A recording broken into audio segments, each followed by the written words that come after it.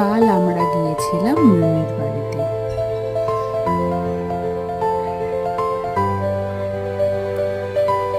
বাইকে যেতে যেতে আমার মেয়ে আমার মুখের দিকে দেখছে। চলে এলাম আমরা মিমির বাড়ি। মিমির বাড়িতে ঢুকেই দেখি এত সুন্দর একটা রঙ্গোলি করা।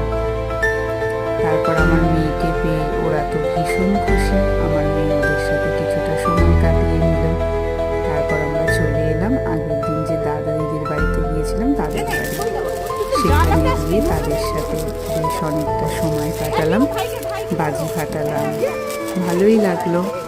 তারপর আমরা সেখান থেকে বাড়ি চলে এলাম।